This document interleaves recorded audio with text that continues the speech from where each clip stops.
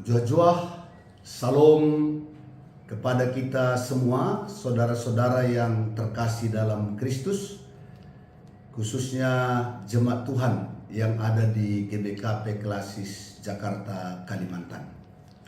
Sebelum kita memulai segala aktivitas kita, pekerjaan kita, pelayanan kita sepanjang hari ini, kami mengundang kita terlebih dahulu untuk bersama-sama merenungkan firman Tuhan lewat sapaan teduh pada pagi hari ini.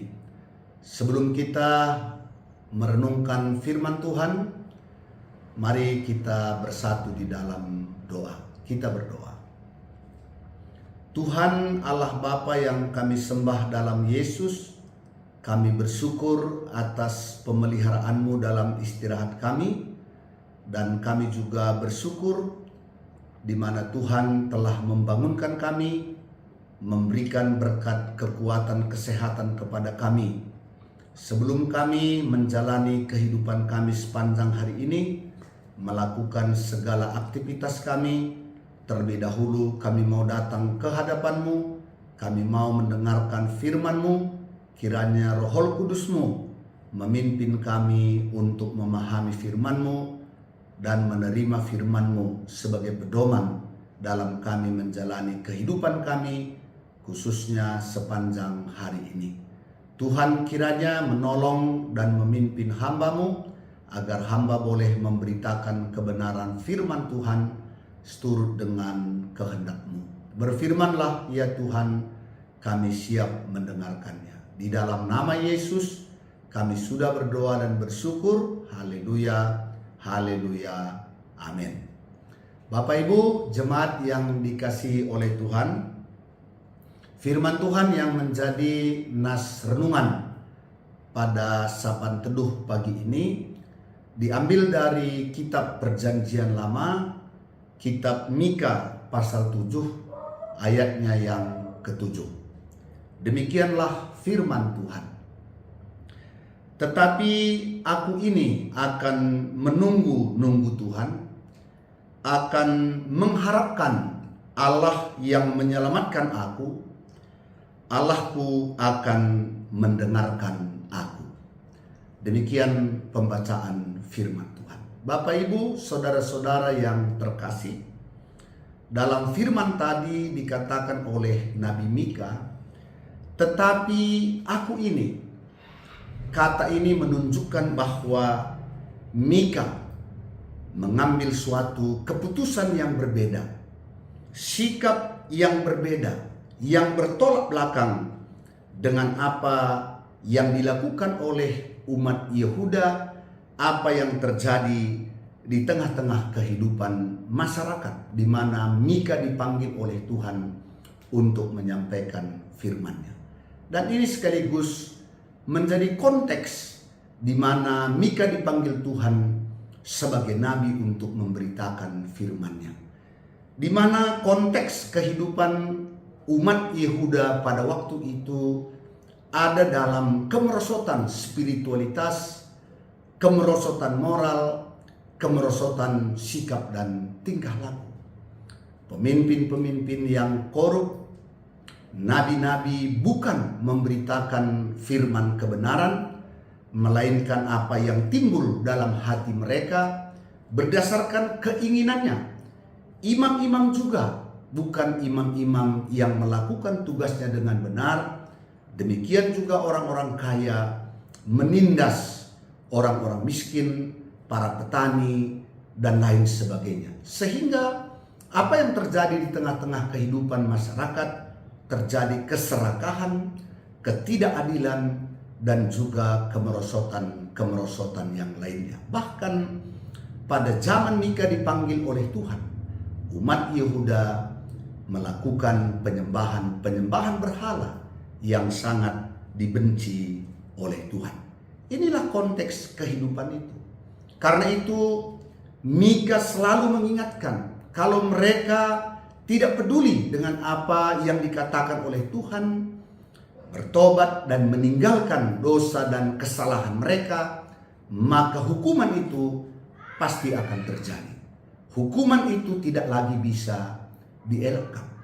Nah, kan Mika melihat bahwa firman yang dia sampaikan tidak mendapat tempat di hati umat Yehuda. Nah, sekalipun demikian, Mika tetap memilih sikap yang benar, memilih iman yang benar, memilih pengharapan yang benar di hadapan Tuhan yang dia percayai. Karena itulah dia katakan, tetapi aku ini menunggu-nunggu Tuhan, akan mengharapkan Allah yang menyelamatkan aku. Bapak, Ibu, saudara-saudara yang terkasih, keruntuhan bangsa itu sebenarnya sudah dekat. Karena bangsa Babel, Asur, yang pada waktu itu menjadi bangsa yang kuat, yang akan dipakai oleh Tuhan untuk menghukum mereka, sebenarnya sudah sangat dekat untuk menguasai mereka. Namun demikian, Mika percaya bahwa keselamatannya ada di dalam Tuhan.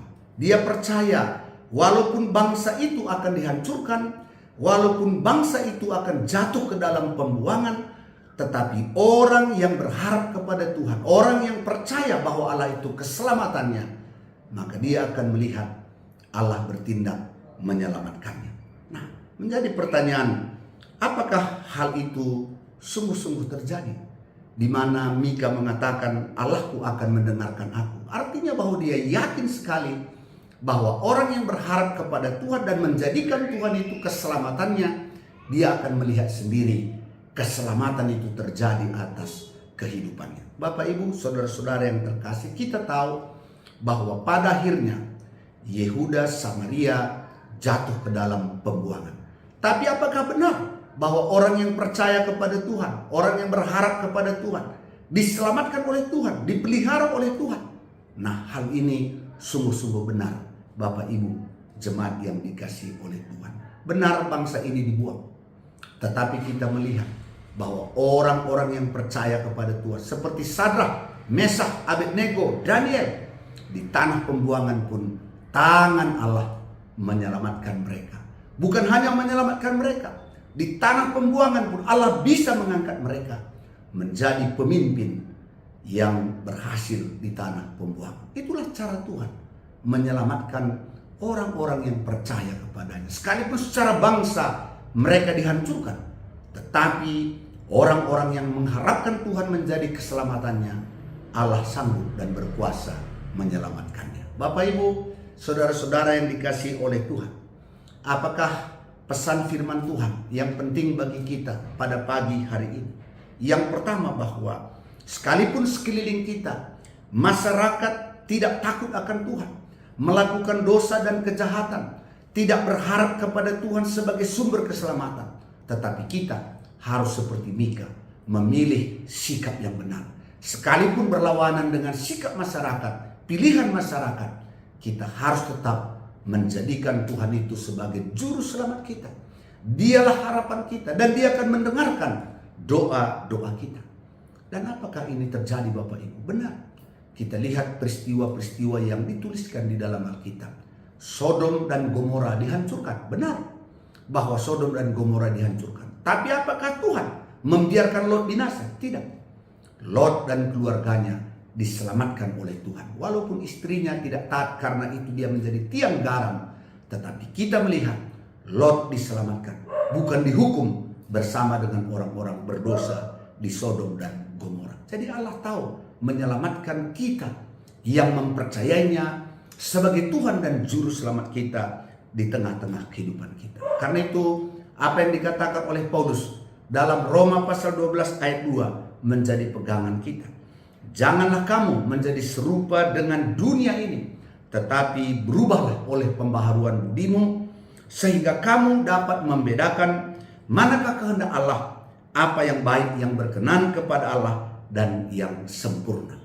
Benar, masyarakat lingkungan kita bisa saja tidak melakukan apa yang dikenan oleh Tuhan, tetapi kita dipanggil jangan menjadi serupa, melainkan kita harus terus hidup menurut kehendak Tuhan, karena Tuhanlah keselamatan kita.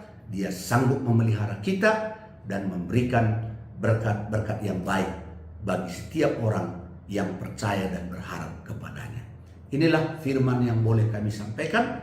Tuhan kiranya memberkati kita sekalian. Amin. Mari kita bersatu di dalam doa. Kita berdoa. Tuhan Allah Bapa yang kami sembah dalam Yesus, kami bersyukur atas firman-Mu yang mengingatkan kami supaya kami tetap memiliki sikap iman yang benar.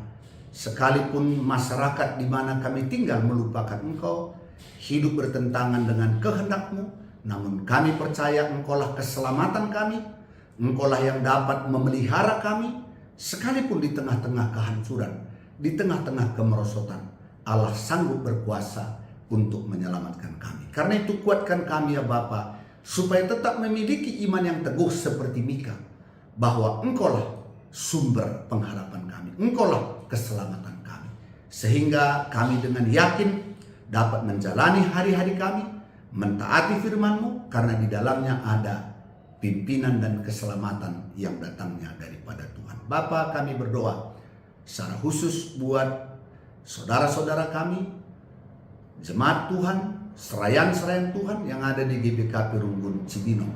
Berkati hamba-Mu yang melayani di Rumbun Cibinong, mulai dari pendeta, pertua diaken emeritus, pertua diaken, pengurus kategorial, dan seluruh jemaat-Mu.